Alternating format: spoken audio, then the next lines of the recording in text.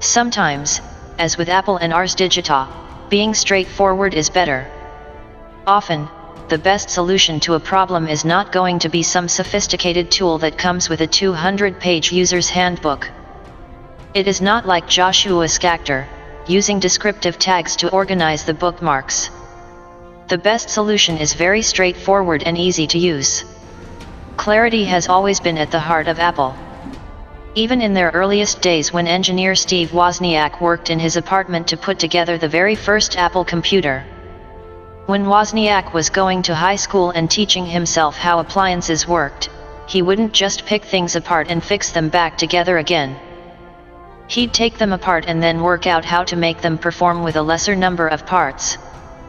This way, they could be made more cheaply, and they could also be more elegant and with fewer chances of things getting inaccurate. For Wozniak, to do more with less is what an entrepreneur means. A bona fide entrepreneur finds a way to make something with whatever limited resources he has while still attempting to make it better than whatever sold currently. A similar ideology was in the mind of Philip Greenspun during his creation of the web design company Ars Digita in 1997. After having created a simple but popular community site Photo.net, he started to get requests from companies to assist them in building websites for them. After having worked on a few sites, he brought out a free design framework which was called the Ars Digita Community System. Anyone could use it. But the requests to get design work did not stop. After having published a book called Database-Backed Websites, 1998, they further increased. What Greenspun created was a business that offered simple, quick, and clean design solutions. It was with websites that didn't need the sort of imaginary coding that took lots of time and created bugs. He tried to create a business that showcased programmers as problem solvers and not human robots, the robots who were keeping quiet and just writing code throughout the day. Ars Digita had a positive annual growth of around 500%. It worked for clients such as Levis and Hearst Publications. But regrettably, there is such a thing as expanding too rapidly. When Greenspun had opened its door to venture capital, all except one of the founders got squashed out with new leadership.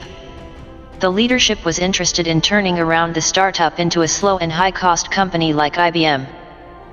In the end, Ars Digita slumped and thus becoming one of the most well-known examples of what could go wrong when the venture capital enters the picture. Too much money by investors can affect a startup, so find other ways of generating revenue or remain economical. As Philip Greenspun discovered, venture capital often comes with a string attached. It could be to add investor-approved executives or to hand over shares or to part with profit percentage. So, if you're launching a startup and wish to be in control of your firm, many founders recommend that you cut down costs or find a way to not bringing in a new investor. Joel Spolsky was aware of Greenspun's dilemma with investors.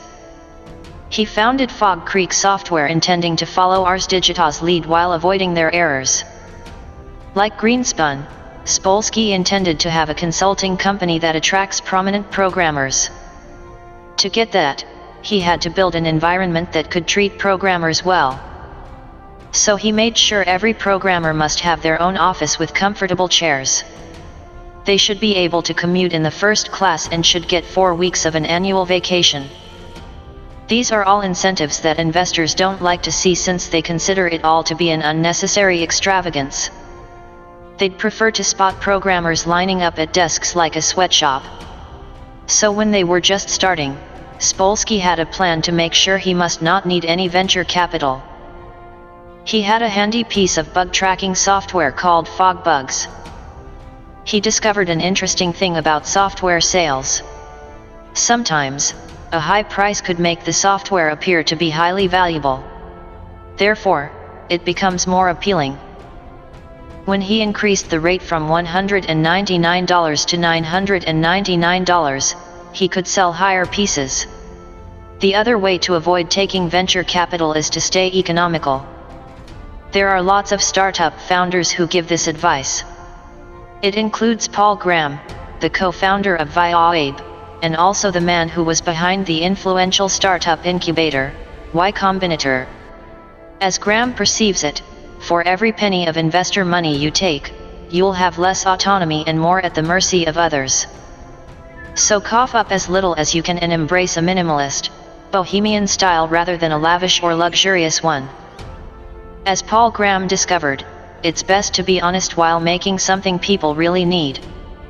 Among all the advice which the founders gave with whom the author spoke, one of the most repeated was how crucial it is for entrepreneurs to listen to their clients. The emphasis should be on the creation of something which is real value to their customers. Indeed, this was what Paul Graham, of Airbnb and Combinator, advises. Make something people want. This was the phrase that was printed on Combinator t-shirts. As Graham vouches for it, the very basis of a startup must be about creating a product or service that makes other people cheerful and then converting that happiness into money. That may sound simple enough, but Graham has seen his fair share of people come up with the idea that they think will make people happy. That is why it's essential to listen to your customers and know what is wanted by them. Graham also holds a high value on honesty. With Airbnb, Graham, along with his co-founder Robert Morris, invented a web-based software to set up online stores. They set out to create one of the best e-commerce software available. They kept very close tabs on their customers' satisfaction and better quality than that of their competitors' product. They could honestly say that Airbnb indeed offered the best software. The added advantage of honesty is that when the entrepreneur says that his product is the best choice available, the client will find out if you are telling him the truth. It's hard to put any value on truth and honesty. Still, if being a salesperson doesn't come naturally to you, having the benefit of honesty can be a massive asset to win over customers. Paul Graham was, in fact, always a tech-oriented guy and never enjoyed the role of a salesperson. However, he agreed that with Airbnb, he could be instrumental. Thanks to the straightforward trick of being honest. Other salespeople might propose that you need to be persuasive and have tons of charm and finesse to sell your product. Still, Graham has found that honesty can indeed be a powerful tool for winning people over. With Flickr, the timing was fair to share the photo. Sometimes the stars align, and your product is out at just the right time to complement all the other things that are going on in the zeitgeist. Indeed, this was the case for software sharing photo Flickr. Katerina Fake and her husband Stuart Butterfield didn't plan on this timing, as Flickr is another example of a successful product not being the startup's initial idea. In 2002, Fake and Butterfield started working on game Never Ending, a video game partly inspired by the popular pet games like Tamagotchi. In this game, a user takes care of a virtual pet and gives it toys while trading with other users. One of the planned features of the game was to allow users to share photos.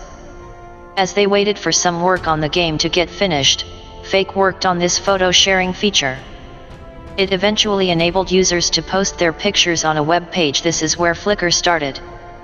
Looking back, Fake could see where all the pieces fell into place for Flickr. After all, there had been other photo sharing programs before. But, by 2004, personal blogs and the initial wave of social media, like Friendster and MySpace, were making it more appealing to share pictures. Digital photography was also making it increasingly convenient for anyone to get their photos on the web. Till then, most online photo services like Shutterfly were making their revenue by making people pay for a printing service. And because of this reason, Fake felt fortunate that Flickr didn't start as the main project. It was because the research would have indicated that there was no market for photo sharing, and it didn't ultimately aim to get people to make prints. But in 2004, people realized that photo sharing was one of the primary activities that could make social media platforms like Friendster fun and MySpace fun. Besides, the recent rise in personal blogs made people a lot more comfortable with the idea of sharing their photos publicly at large. Before blogs and social media, the usual practice was to keep online images private. Key message: Between the time when Apple invented its first computers in the late 70s and the early 2000s, when blogs and user-initiated content were all the rage, startups revolutionized business in the United States. In talking to some of the founders of some most successful startups during this time, we can see some new commonalities among the numerous stories. These add to the fact that many startups began without any initial idea. The idea that to often do more with less can lead to success. The intention to solve a personal problem can end up being a $1 million solution, and that often the initial business plan doesn't resemble the final one.